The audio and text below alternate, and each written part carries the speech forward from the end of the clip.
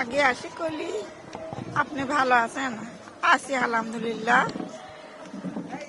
এটা বলি টলি বসলো চেয়ারত, বসি টলি ভাইরা হলো কথা বললি, বাপে সবাই কথা বললি। আর আমি সবারে যেটুকুলো হত্যা হয়েছে আবু সাইদের জন্য, আবু সাইদ আগে হয়েছে হত্যার বিচার চাইছি, এটাই করছি। ওই যে তিনি এত বড় একটা মানুষ আপনার এই বাসায় আসলেন, কেমন লাগছে আপনার? ভালোই লাগছে। আল্লাহ আসার তো করছে দেখে আসছে, না তো আসবে পারলো না। আমার ছেলের হত্যার বিচার চাই, আরো যারা শহীদ হয়েছে তাদের জন্য বিচার চাই।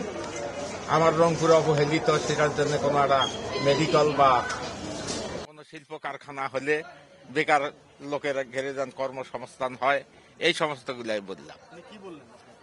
বললি যে ক্ষমতা পাইতে করব, আশ্বাস দিল। হ্যাঁ, কেমন লাগলো ওনার সাথে আপনার কথা বলে? কথা বলে খুব ভালোই লাগলো, আনন্দই পেলাম। এরকম সাধারণ মানুষের বাড়ির যে এরকম একটা লোক আনছে, এটা গর্বিত ব্যাপার কি। এই কথা বলেই শেষ করল। এখন আল্লাহ যদিকে ওনার যদি ক্ষমতা দেয় তা হয়তো বাস্তবায়ন করবে। আপনার ছেলে হত্যার বিচারের ব্যাপারে কি বলেছেন তিনি?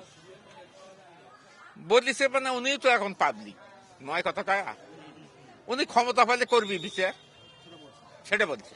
কিন্তু এতদিন যে বিচার হলো না, তার দল রিফর্ম করলো, রাজনীতি করার সুযোগ পাচ্ছে, আপনি কি উনি তো বিচার করার কোনো কৌশল পায় নাই, তো ওই জন্য করে নাই। এখন হয়তো ওনার দল ক্ষমতা গেলে হয়তো বিচার করবে, এই কথাই প্রতিশ্রুতি দিয়ে।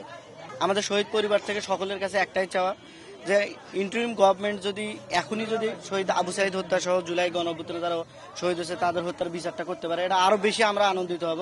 কিন্তু এখনো হয় না, এটা আমরা অনেক ব্যথিত। কিন্তু যারাই এসেছে আমরাই তাদের কাছেই আমরা এই জুলাই গণঅভ্যুত্থানের যারা শহীদ হয়েছে তাদের হত্যার আমরা বিচার চেয়েছি।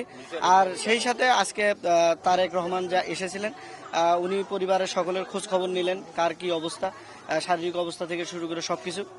পরিবারও খোঁজ খবর নিলেন উনি কেমন আছে, এবং সেই সাথে জুলাই গণ অভ্যুত্থানে যারা শহীদ হয়েছে তাদের হত্যার বিচারের কথা বললেন। যদি আল্লাহ পাক ওনাকে যদি ক্ষমতায় নিয়ে আসে তাহলে যেন এই বিচারটা উনি খুব দ্রুততার সাথেই করে, এবং জুলাইয়ের যে মেসেজ দেয় এটা যেন জুলাইয়ের আকাঙ্ক্ষা যেন উনি ক্ষমতায় গেলে সেটা বাস্তবায়ন করে, এবং সকল শহীদ পরিবারের প্রতি যেন তাদের একটা নেক নজর থাকে, এবং যারা আহত হয়েছে পাশাপাশি দেশে যেন শান্তি বিরাজমান থাকে, শান্তিপূর্ণভাবে যেন সকলে বসবাস করতে পারে, এইটাই আর কি বলা হয়েছে। উনিও আশ্বস্ত করেছেন আর কি।